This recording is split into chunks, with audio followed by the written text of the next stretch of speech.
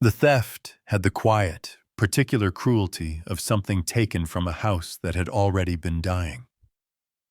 The Voss estate, long rows of ivy, a slate roof that sighed in storms, the workshop windows amber with the last oil lamps, looked like the sort of place where time accumulated its secrets and never forgot them.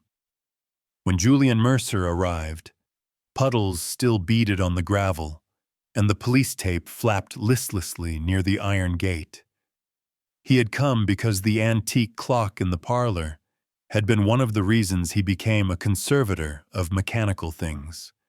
Not for its value, but for the way its face had kept an odd, private ledger of its maker. The clock itself was gone.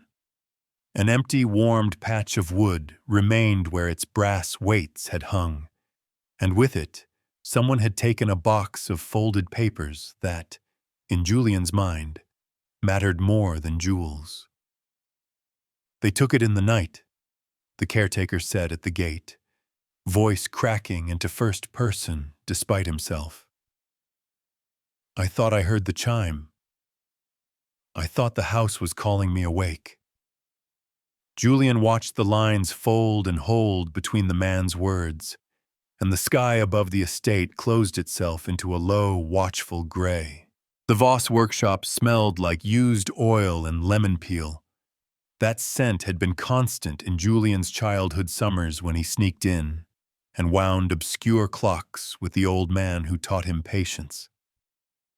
Elias Voss had been a clockmaker in the old sense, one who soldered sympathy into springs and kept other people's mark of time intact. Rumors ran like copper filings through that small town.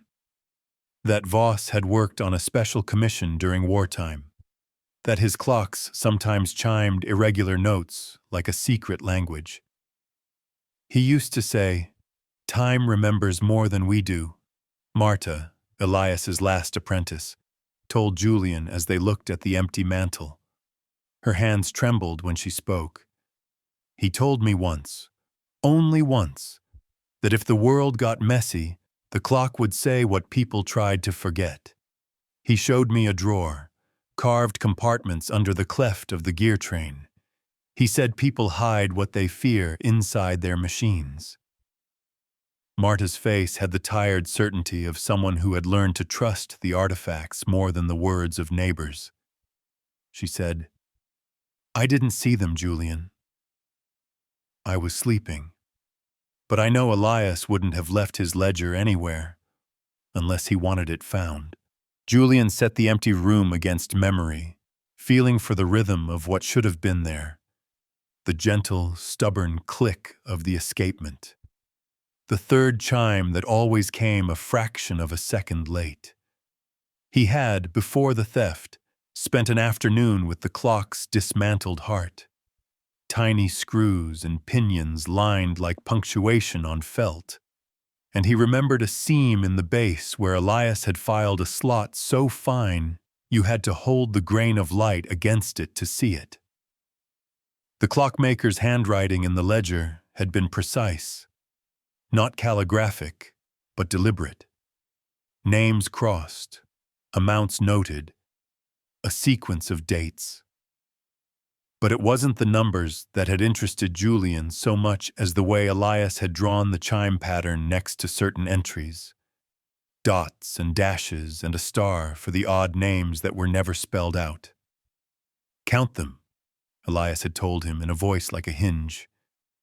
The chimes will tell you when to look. That puzzle had been charming at the time, an antique's domestic crack.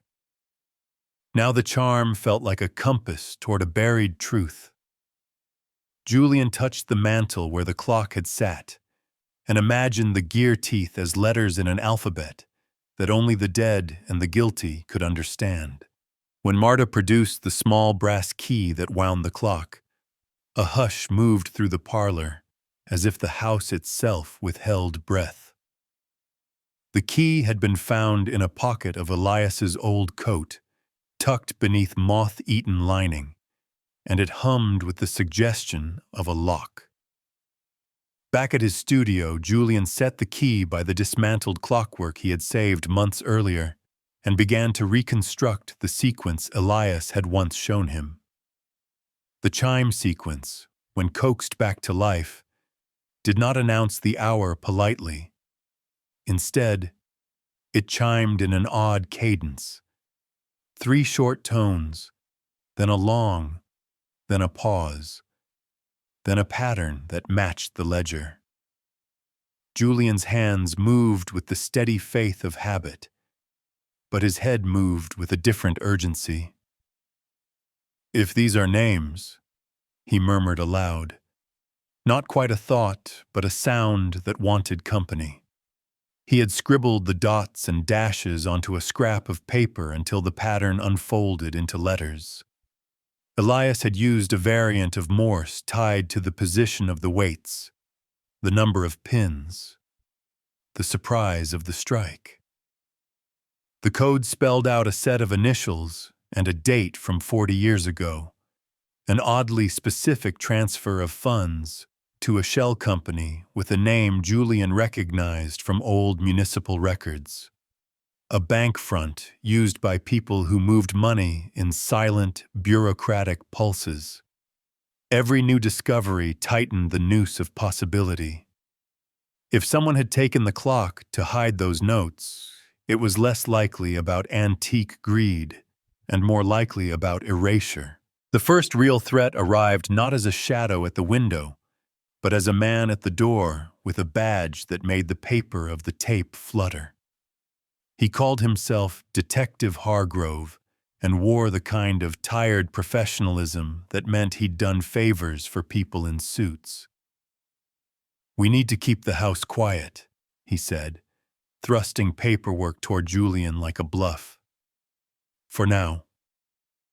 His eyes slid to the studio where Julian had begun to reconfigure the chimes. The detective's voice, when it lowered, had the intimacy of someone who believed the world to be sturdier than it was.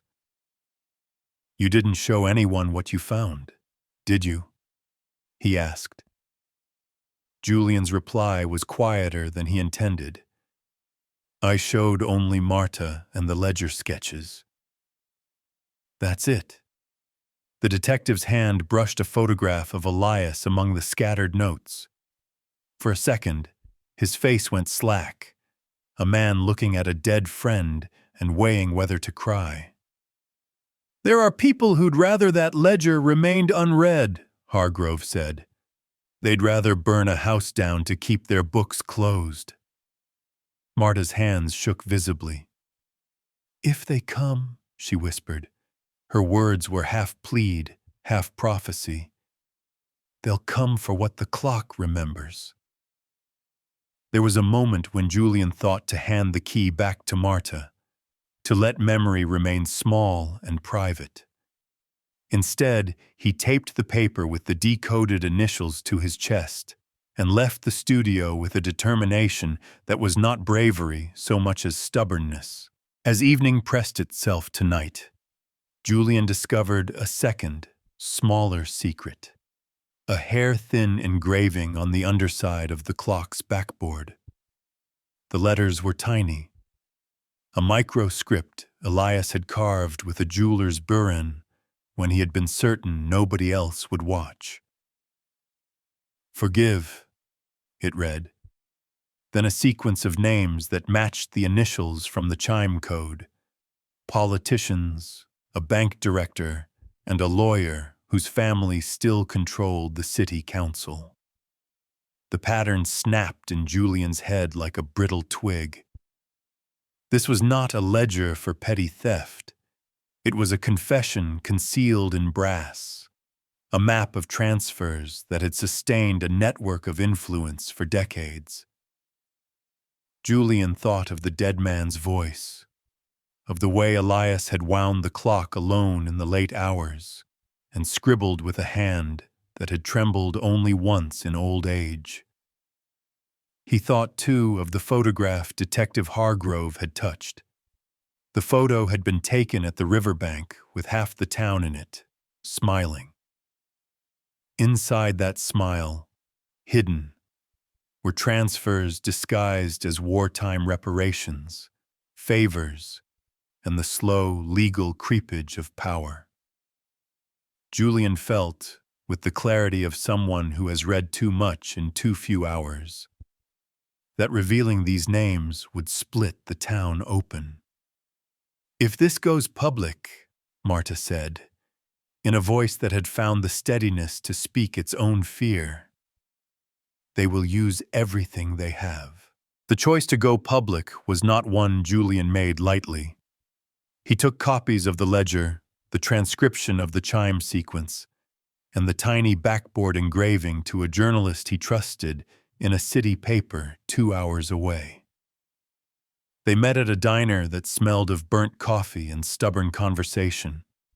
The journalist, Lou, read the names by the booth light, and when she looked up, she had slow, careful astonishment. "This," she said, fingers pressed to the paper, "this would blow the whole foundation." Her first words were pounded like a fist. Then she lowered her voice. "You can't do this alone." Julian agreed to give her time to corroborate. Time that felt like oxygen and also like a countdown. He left the diner with the heavy, guilty sense of someone who had set a row of dominoes into motion. The next morning, his studio door had been forced. The screws that held his storage boxes were fine, but a smear of mud under the windows suggested an intruder had been in and left in a hurry. The note they left was small and precise, as if a person who could not be bothered with threats could still be polite about them. "Watch the time." The handwriting was unremarkable, which made it all the more menacing. Julian pressed the note into his palm and felt his pulse answer with a thin, ledger-like ticking. Betrayal came in the shape of a phone call and the voice of someone Julian had once trusted as a friend. It was Carter Hale, the man who had been mayor 2 decades earlier and who had courted Elias in those long-ago evenings with promises and rosé. "You shouldn't have dug," Carter said. There was no anger in his voice, only the even, practiced tiredness of a man who had learned to smooth the edges of every scandal. "I did it to keep us safe," he said. "You have to understand. There are debts that don't get repaid in money." When Julian demanded why Elias would have hidden such a thing, if not to expose it, Carter laughed. Not a laugh, a small private sound. "Because Elias was human," he said. "He wanted to put something away where it couldn't hurt the people he loved." Julian thought of the engraving, of the single word, "forgive," that had begun Elias's hidden plea. "You knew," Julian said, and the confession in his voice felt like an accusation. "I did," Carter replied, "and we were going to make it right." The rightness Carter promised was a slippery thing. It was not justice, as Julian meant the word, but the preservation of reputations and the careful maintenance of a city's facade. When Julian refused to let the ledger die, Carter hung up, the click echoing with the finality of a judge's gavel. Exposing the ledger, finally, imperfectly, was less cathartic than Julian had imagined. The press release Lou published was a narrow spear. Facts paired to documents, photographs of the clock's chime diagram, an audio file of the pattern played back until the dots and dashes snapped into the initials everyone recognized. There were immediate denials, predictable at first, misreadings, forgeries, partisan attacks. Then the small legal firms contracted by the named families began to act in the way power acts, swiftly, with paperwork that smelled of insurance. Hargrove, the detective, called to say an internal affairs investigation had been opened. Marta's house was broken into again, and this time Poet's walls felt colder for a time. Yet for every attempt to smother the story, another voice answered. An old clerk who remembered transfers, a banker's ledger pulled from a safe deposit box by a frightened teller, a granddaughter who had found receipts and, in her shock, agreed to speak. The town's old foundations began to sing with the sound of being prodded. Carter resigned in a statement that sipped contrition and practiced humility. Others went quietly, their careers bruised. Some were indicted. Others found the law's limits were elastic and placed their trust in long, expensive silences. When it was done, if anything like done applied to a thing that had altered the texture of so many lives, the clock came back to the Voss parlor on a rainy morning tied in burlap and labeled with a care that suggested someone had wrestled with conscience. Marta wept when she wound it, and the chimes returned like an old argument between seconds and history. They struck 3 short notes, a long one, and then a cadence that would, from then on, be listened to by more ears. Julian stood by the window, palms cold, and understood that the clock had not returned him to before. It had become an artifact that knew more than any ledger could hold.